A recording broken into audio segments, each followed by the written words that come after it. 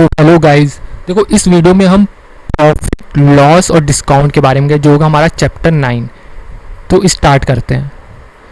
देखो मान लो कोई शर्ट है जिसका मार्क प्राइस है 1300 और इसका कॉस्ट प्राइस था 1000 और इसको आपने बेचा 1170 पर। तो प्रॉफिट कितना हुआ? इतना 170 रुपये। और आपने डिस्काउंट कितना दिया है? 130 रुपये का। तो अगर आपसे कोई पूछे प्रॉफिट निकालो तो वो क्या होगा? 170 1000 पर, जो हो जाएगा 17%। और डिस्काउंट पूछेगा जो कि है 130 रुपये, वो कितने पर है? 1300 पर।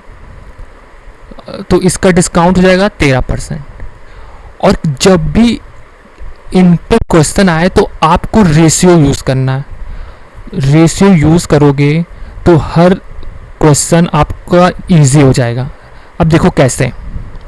मान लो कोई आर्टिकल है जिसका मार्क प्राइस है 315, लेकिन उसको बेचा जाता है 288 पर।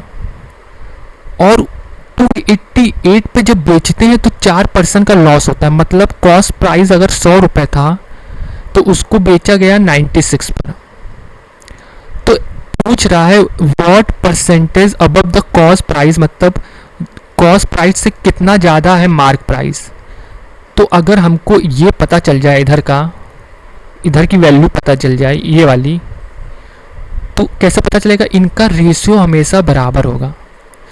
जैसे 288 96, तो उसी तरह 315 कितना आएगा? जब इसको आप सॉल्व करोगे, मान लो ये x है, तो x हो जाएगा 315 इंटू 96 288। ये 3 में 3 बार कट गया और ये 3 से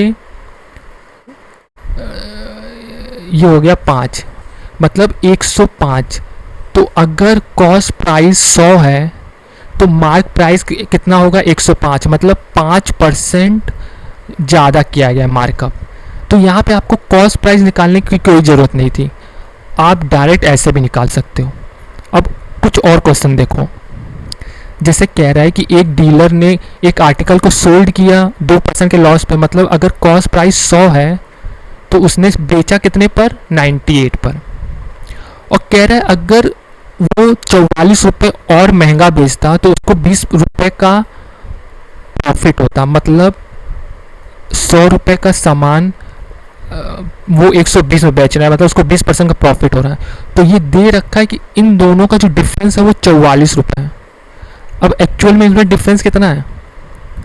22 रुपये। मतलब 22 की वैल्यू बराबर है किसके? 44 के। एक की वैल्यू बराबर है 2 के। तो अब अगर आपसे कॉस्ट प्राइस पूछेगा 100 का, तो वो हो जाएगा 200 रुपये। और ये हमारा आंसर आ गया। अब देखो एक शॉपकीपर है जो 8% का नुकसान उठाता है while selling an article for ₹46। मतलब जब वो 46 रुपये में बेचता है, मतलब 100 रुपये का सामान 92 में बेच रहा है। और इस 92 की रियल वैल्यू कितनी है? 46। अब कह रहा है कि what will he selling price for article to gain 6%। मतलब इसको ये कितने में बेचे कि इसको 6% का प्रॉफिट हो। 6% का मतलब उसको 106 में बेचना चाहिए, और यही हमको निकालना। तो इनका रेशियो बराबर होगा। तो ये कट गया, ये 2 बार गया, तो x की वैल्यू आई 53। अब देखो इस प्रॉब्लम में कह रहा है कि एक आर्टिकल है जिस पर 25% का डिस्काउंट दिया जाता है और प्रॉफिट कितना होता है? 25%। मतलब 100 रुपये का सामान, प्रॉफिट 25, मतलब 125। और डिस्काउंट कितना था? 100 रुपये के सामान में 25, तो मतलब 75 में बेचा। अब कह रहा है कि अगर डिस्काउंट 10% दिया जाए, मतलब 100 रुपये का सामान 90 में बेचा जाए, तब पूछा प्रॉफिट कितना होगा। मतलब ये 100 रुपये का सामान इसने कितने में बेचा। तो इनका रेशियो बराबर होगा हमेशा, याद रखना। तो ये 5/3, तो ये 5/3 बराबर होगा इसके। तो x की वैल्यू यहाँ से आ जाएगी, ये 30, ये 150, मतलब x की वैल्यू बराबर हो गई 150। तो 100 रुपये का सामान बेचा 150 में, मतलब 50% का प्रॉफिट हुआ। अब देखो इसी तरह प्रॉफिट लॉस और डिस्काउंट के आपको क्वेश्चन करने हो ना, तो ये एक वीडियो आपको देखना चाहिए जिसमें 30 क्वेश्चन है, और इस 30 क्वेश्चन को सॉल्व करने के बाद आपको पूरा क्लियर हो जाएगा। और इसमें बेईमान शॉपकीपर होता है ना, वो भी है। तो अगर वो पॉइंट ना समझ में आए तो आपको फिर ये वीडियो देखना चाहिए डिस्काउंट शॉपकीपर का।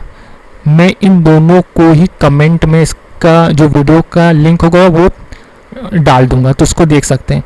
तो बस ये 30 क्वेश्चन सॉल्व करो और आपके सारे प्रॉफिट लॉस और डिस्काउंट के टॉपिक कवर हो जाएगा।